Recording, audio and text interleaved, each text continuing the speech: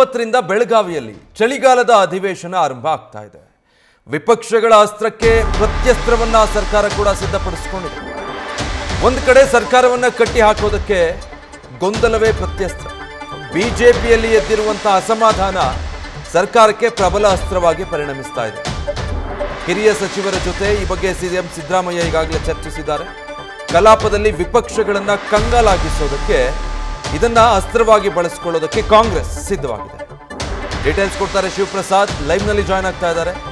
ಶಿವಪ್ರಸಾದ್, ಈಗ ಬಿಜೆಪಿಯ ಭಿನ್ನ ಮತಗಳು ಈಗ ಒಂದು ಹಂತಕ್ಕೆ ಬಂದಿದೆ, ಬಟ್ ಸ್ಟಿಲ್ ಸರ್ಕಾರಕ್ಕೆ ಅದು ಅಧಿವೇಶನದಲ್ಲಿ ಪ್ರತ್ಯಸ್ಥ ಆಗಿ ರೂಪುಗೊಳ್ಳಬಹುದಾ? ಖಂಡಿತವಾಗಿ ವಿಜಯ್, ಈ ಬಾರಿ 9ರಿಂದ ಆರಂಭವಾಗಲಿರುವ ಬೆಳಗಾವಿಯ ಚಳಿಗಾಲದ ಅಧಿವೇಶನಕ್ಕೆ ಸರ್ಕಾರ ಕೂಡ ಸಿದ್ಧತೆಯನ್ನು ನಡೆಸಿದೆ.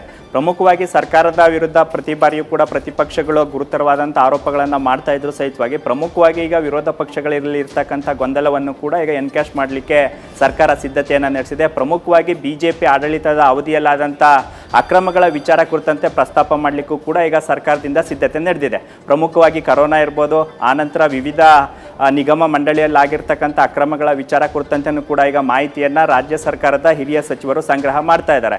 ಇದರ ಜೊತೆಗೆ 3 ಕ್ಷೇತ್ರಗಳ ಉಪಚುನಾವಣೆಯಲ್ಲಿ ಸರ್ಕಾರದ ಪರವಾಗಿ ಜನತೆ ಆಶೀರ್ವಾದ ಮಾಡಿರ್ತಕ್ಕಂಥ ವಿಚಾರಗಳ ಜೊತೆಗೆ ಪ್ರಮುಖವಾಗಿ ತೆರಿಗೆ ವಿಚಾರ ಕುರಿತಂತೆ ಕೇಂದ್ರ ಸರ್ಕಾರದ ಅಸಹಕಾರದ ವಿರುದ್ಧ ಈವರೆಗೂ ಕೂಡ ಬಿಜೆಪಿಯ ನಾಯಕರುಗಳು ಈ ವಿಚಾರ ಕುರಿತಂತೆ ಎಲ್ಲೂ ಕೂಡ ಪ್ರಸ್ತಾಪ ಮಾಡಿಲ್ಲ. ಈ ವಿಚಾರ ಕುರಿತಂತೆಯೂ ಕೂಡ ಪ್ರಸ್ತಾಪ ಮಾಡಲಿಕ್ಕೆ ಸಜ್ಜಾಗಿದ್ದಾರೆ.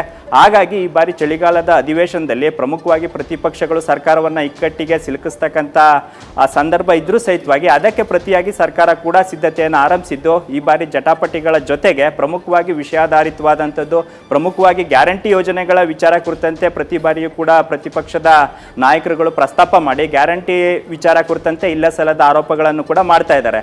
ಅದಕ್ಕೆ ಪ್ರತಿಯಾಗಿ ಗ್ಯಾರಂಟಿ ಯೋಜನೆಗಳನ್ನು ಯಾವ ರೀತಿ ಇಂಪ್ಲಿಮೆಂಟ್ ಮಾಡಲಾಗ್ತಾ ಇದೆ, ಯಾವ ರೀತಿ ಶ್ರೀಸಾಮಾನ್ಯರಿಗೆ ತಲುಪಿಸಲಾಗ್ತಾ ಇದೆ ಎಂಬತಕ್ಕಂಥ ವಿಚಾರ ಕುರಿತಂತೆ ಕೂಡ ಅಂಕಿ ಅಂಶಗಳನ್ನು ಕೂಡ ಈಗ ಸರ್ಕಾರದ ಪರವಾಗಿ ಇಡಲಿದ್ದಾರೆ. ಹಾಗಾಗಿ ಪ್ರಮುಖವಾಗಿ ಈ ಬಾರಿಯ ಬೆಳಗಾವಿ ಅಧಿವೇಶನದಲ್ಲಿ ವಿರೋಧ ಪಕ್ಷಗಳಿಗಿಂತ ಹೆಚ್ಚಾಗಿ ಸರ್ಕಾರನೇ ಕೂಡ ಎಷ್ಟು ಉತ್ಸಾಹದಿಂದ ಇದ್ದು ಪ್ರಮುಖವಾಗಿ ವಿರೋಧ ಪಕ್ಷಗಳನ್ನು ಕಟ್ಟಿ ಹಾಕಲಿಕ್ಕೆ ಈಗಿನಿಂದನೇ ಪೂರಕವಾದಂಥ ಮಾಹಿತಿ ಮತ್ತು ದಾಖಲೆಯನ್ನು ಸಂಗ್ರಹ ಮಾಡೋದರಲ್ಲಿ ಸರ್ಕಾರದ ಹಿರಿಯ ಸಚಿವರು ಈಗ ತಲ್ಲೀನರಾಗಿರ್ತಕ್ಕಂಥದ್ದು. Vijay, thank you Shivaprasad.